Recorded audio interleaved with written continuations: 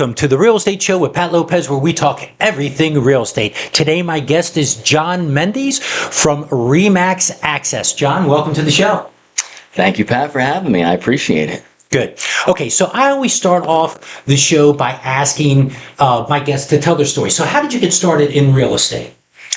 I got started in real estate in 2006. It's been a long time. Right. So I got started, I don't know, I just had some kind of interest in it. There was like a couple different things where I saw like an ad in a newspaper about a real estate school. Right. And at the time I was working a full-time job and I was basically like praying every day, like I need to find something. I need to find something. And I knew that in order to do something else, I didn't want to just hop to another job. Right.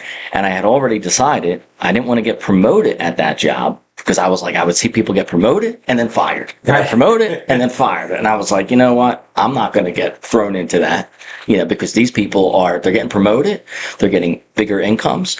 And then all of a sudden, they might have went out and bought a house, got a car payment, whatever, and then it was taken from them. So I was like, I'm not doing that. So I got to find something else I need to learn. So then I kind of just through a couple different things or signs from the universe, I was like, let me learn this is cool, because I knew I needed to learn something. Right. So this was like a quick way where, you didn't have to go to college for 4 to 5 years. You could do these classes for a couple months. Right. And then you could hit the ground running. Right. And get started. So that's what I did. And then I was, when I started, I still had my job. I was still full-time at my job then.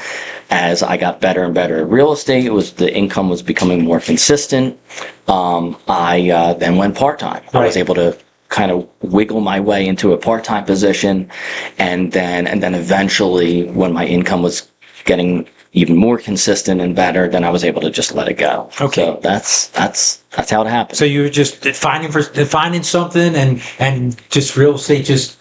I just worked for you. I had no idea what I was getting myself into.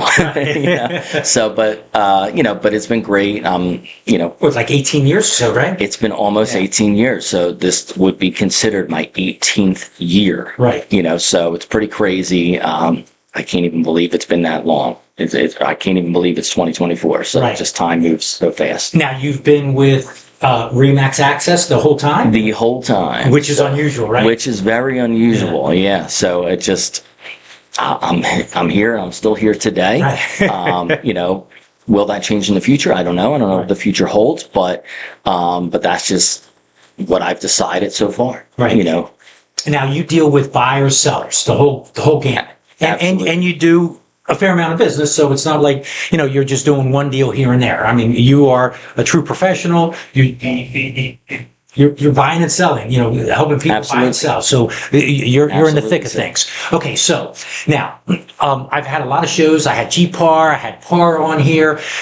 All talking about the class action lawsuit and some of the changes. And just talking to you a couple minutes ago, and I saw you talking to other agents, asking, hey, how you navigate? Did you hear about this? Did you hear about that? So what is your journey? Like, where are you getting information from?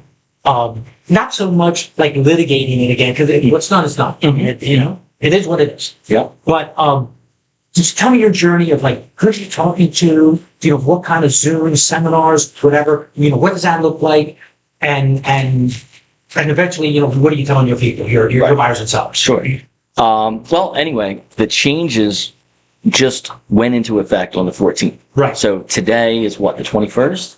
Today's 22nd. Right. So today's the 22nd. So it's only been since the 14th. Right. So I don't have a ton to tell you. Right. And, but your journey of like figuring things out. Sure.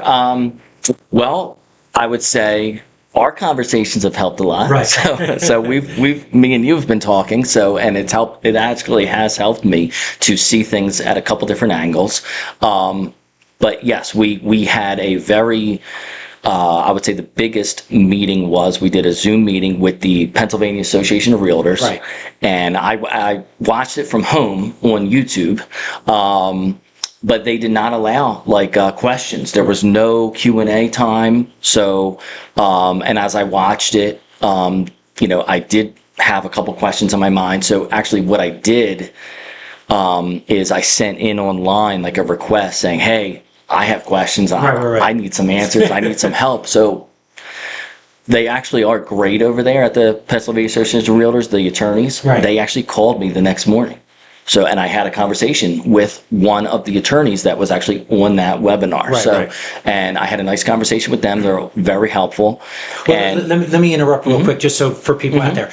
Now, Pennsylvania Association of Realtors, they were tasked with their attorneys and everything to put the new forms together, right? Is that the deal? Right. Okay. So they're putting the new forms together, and then they were rolling them out with these different webinars and Zoom meetings and that kind of stuff on there. So when you listened to it, you turned around and then, said, hey, I have a lot more questions. Right. And then and an attorney literally called you back. Yeah. So it's great. And actually, just so if any other agents are watching this, especially newer agents, this is a service that's always there for you. Right. Which is the PAR Legal Hotline. I actually have it right on my phone as a contact. You have it. I have it right there. Speed dial. And I have called them numerous times. There's no limit. Right. As long as you're still a member of the National Association and Pennsylvania Association.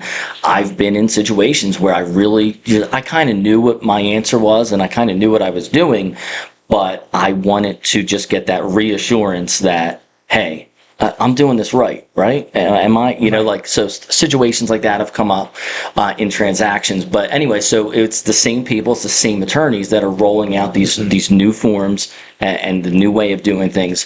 And again, so I was surprised and delighted that just from my online request, the very next morning they called me. They were very helpful. So, and I'm probably going to have more questions soon. Right. And I know they're a resource that I can call them again. And the way it works for any of you agents out there, you call them, they on purpose do not pick up the phone. They want you to leave a message with all your information. And then as long as you do that, if you do that, I think during the day, like by 1 or 2 o'clock, they actually promise to return your call that day. Wow. Which is awesome. So if you're like after 2 o'clock, you'll leave the message, but guess what? They're going to, if it's Monday through Friday and not a holiday, they're actually going to return your call the next day. Right. So it's a really great service. I'm sure that there's agents out there that do not know. They might even be, they're realtors and they're Pennsylvania Association of Realtors, but they may not know that this exists, but it's real, especially now, if you got questions and you need your questions answered, give them a call. Right. And that's super important because there's a lot of stuff out there. There's a lot of podcasts, just like this podcast, but there's a lot of podcasts giving misinformation, even though people are trying to give the best information, but they may be giving misinformation. Right. The best place is actually to talk to the attorneys. I mean, 100%, especially, for the state that you're in, for the state that you're doing transactions in. If you're in New Jersey, then you got to, somehow reach out to New Jersey resources. But for Pennsylvania, you reach out to the PAR Legal Hotline and you will get your questions answered and you will be able to have a conversation, which is really great. Okay, so we're going to leave off with one question that I have for you. Okay. Right. Now the question would be, now that you've spoken to some people, you spoke to the hotline, fortunately you were at a place where they did training, where you were on these webinars and that kind of thing. Right. Do you feel a little bit easier about it or feel a little bit more comfort, or is there still some anxiety? Where are you at? Yeah. And because you've been in the business for like 18 years, so it's not like, hey, I've been here for 2 weeks. Well, I would say you used a great word. Anxiety is the word. Anxiety is definitely the word. I was definitely really worried about this and anxious about it as we were approaching. And I still am because, again, we're only a week into this. So I really haven't seen the full effects of doing transactions and making offers for clients, and then also being on the seller side as well. So I don't really have many stories to tell as of yet. But I would say, conversations with other agents I've had, I would say to sum it up, I think what we're worried about now is that,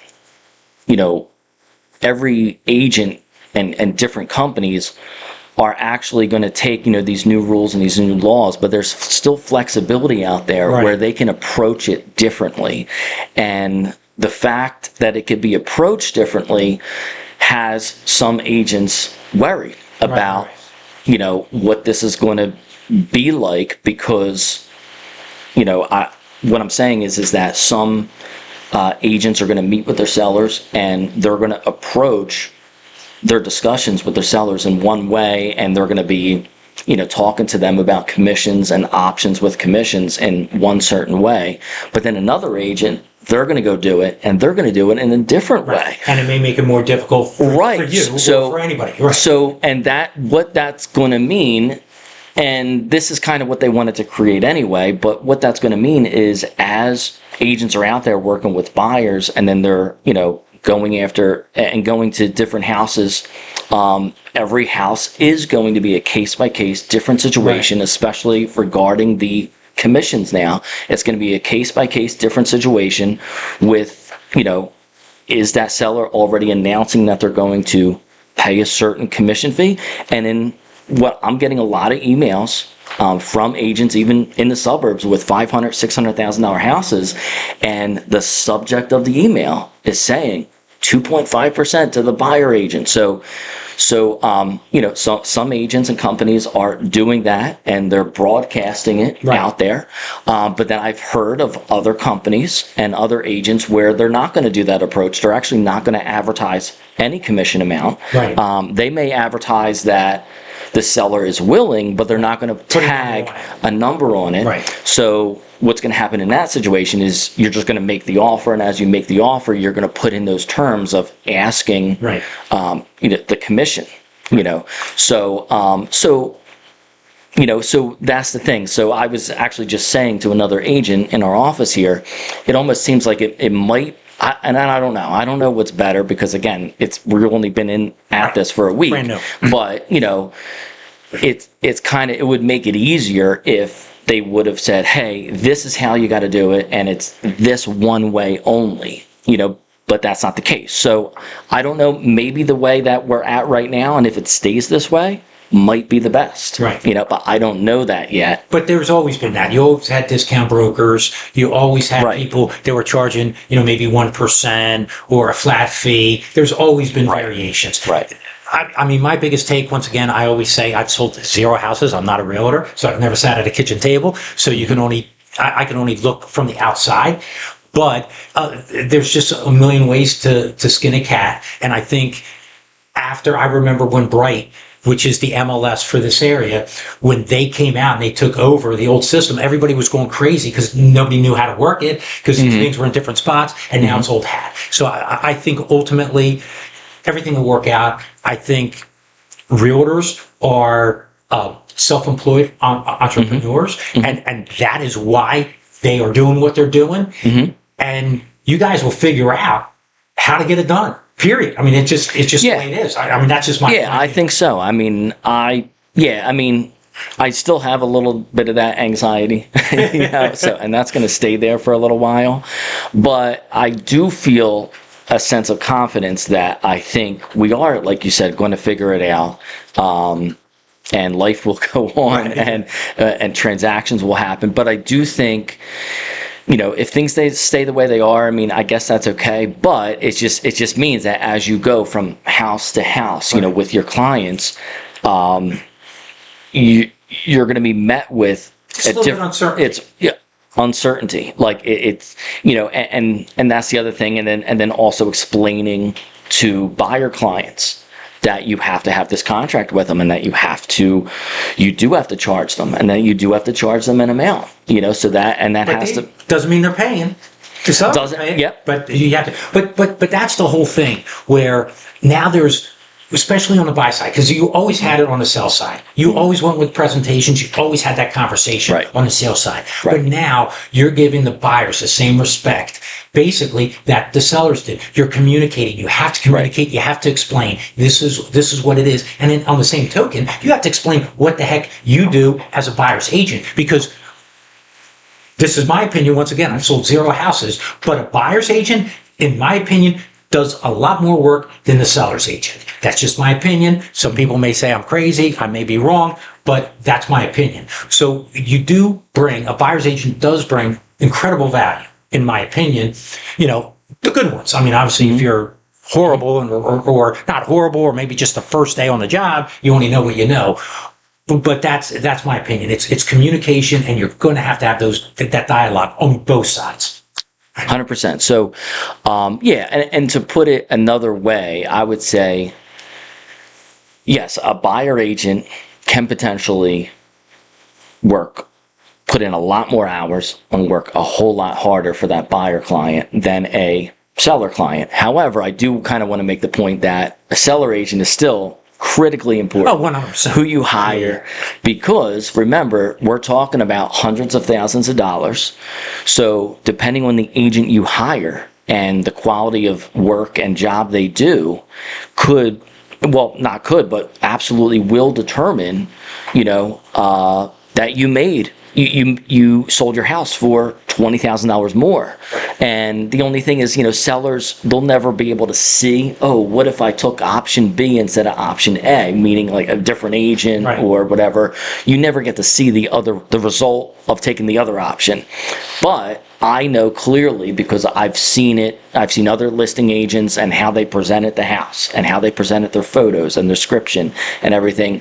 And I can tell in certain circumstances that agent was either doing them a great job, because I can tell the job that they did, they're getting that money for the seller, right, top dollar. But then I could see another agent and the work that they did, like, for example, just simply photos, blurry, right, dark photos, and we're talking, this could be a $500,000 house, right, but that's the photos that they chose.